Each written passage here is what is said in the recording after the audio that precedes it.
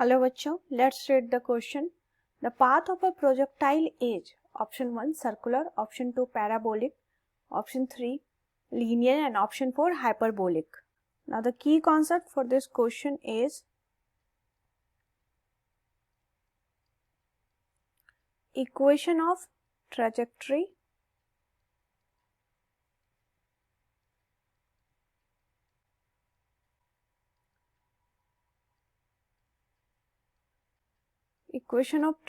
for projectile motion.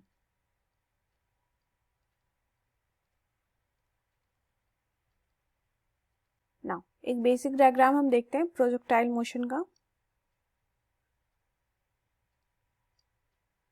Suppose किसी body को project किया है हमने एक्स वाई प्लेन में with some initial velocity that is u at an angle theta पर. तो u that is the initial velocity की वैल्यू है, तो इसका दो कंपोनेंट होगा.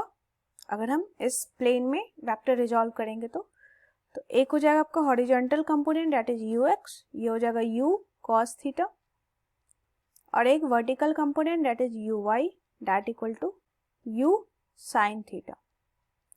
एक्सेलरेशन पूरे जर्नी में डाउनवर्ड लगेगा g. एक्सेलरेशन की value throughout the journey downward होगा g, that is acceleration due to gravity. Now equation of trajectory हम फाइंड करेंगे, तभी हमें एग्जैक्टली पता चलेगा कि पाथ ऑफ प्रोजेक्टाइल कैसा है. सबसे पहले एक्सेलरेशन अलोंग y एक्सिस, मतलब वर्टिकल ही एक्सेलरेशन है आपका माइनस g. माइनस क्यों ले रहे हैं? क्योंकि ये डाउनवर्ड डायरेक्शन में. Acceleration along x axis that is 0, क्योंकि ux जो है थ्रू आउट जर्नी में u cos थीटा ही रहेगा हर पॉइंट पर, जबकि uy की वैल्यू चेंज होगी, मतलब vertical component of velocity change होगा, जबकि horizontal component of velocity constant रहेगा थ्रू आउट द जर्नी. तो x की value 0, acceleration along x axis. After time t, कुछ टाइम इंटरवल t के बाद अगर हम देखें हॉरिजॉन्टल कंपोनेंट का, अगर हम डिस्प्लेसमेंट देखें x एक्सिस, तो x इक्वल टू हो जाएगा आपका ux into T, that is s equal to ut. तो पूरे जर्नी में अगर हॉरिजॉन्टल कंपोनेंट है तो वो तो ux ही है, तो ux इंटू टी. तो x की वैल्यू हो जाएगी ux into T.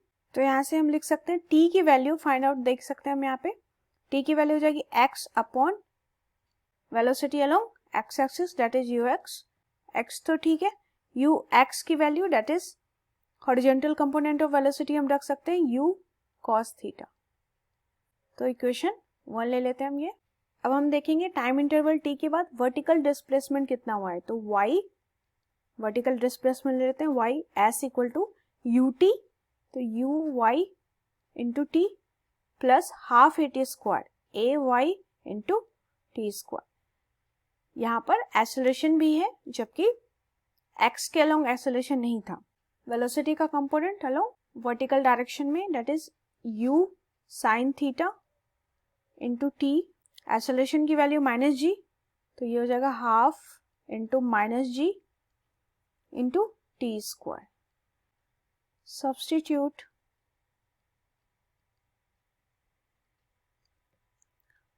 Value of t, t की वैल्यू लाके सब्स्टिट्यूट करेंगे यहाँ value of t from equation 1 से. तो ये इक्वेशन हो जाएगा आपका y equal to u sin theta into t की वैल्यू है आपके x upon u cos theta minus half g that is g by 2, T square की जगह x upon u cos theta का होल स्क्वायर. तो ये वैल्यू हो जाएगा आपका y इक्वल टू u से u कैंसिल, यहाँ पे हो जाएगा x into tan theta sine theta upon cos theta minus g x square upon 2u square cos square theta.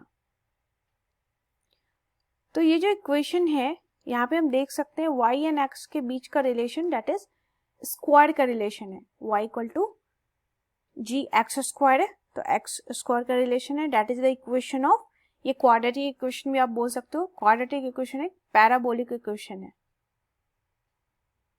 ये पैराबोलिक इक्वेशन है। ऑप्शन देख लेते हैं। तो कैसा पाथ होगा प्रोजेक्टाइल का? Parabolic path, that is option 2। Answer हो जाएगा आपका ऑप्शन 2। इस क्वेश्चन में की कॉन्सेप्ट हमने देखा है, इक्वेशन ट्रेजेक्ट्री का हम फाइंड आउट करेंगे प्रोजेक्टाइल के लिए। तो इस डायग्राम में हमने ux and uy that is horizontal and vertical component में ब्रेक कर दिया इनिशियल वेलोसिटी को। Acceleration through out the journey g लग रहा है डाउनवर्ड में। तो यहाँ से x की वैल्यू को रिलेट करके हमने t की वैल्यू फाइंड आउट कर ली इक्वेशन 1 में, एंड उस वैल्यू को हम y equal to ut plus half at square इस इक्वेशन में रख देंगे। तो हमारा जो वैल्यू आ जाएगा ये हो जाएगा y equal to x tan theta minus g x square upon 2 u square cos square theta, जो एक पैराबोलिक इक्वेशन है। तो हमारा ऑप्शन 2 करेक्ट है। I hope you understood it well. Best of luck.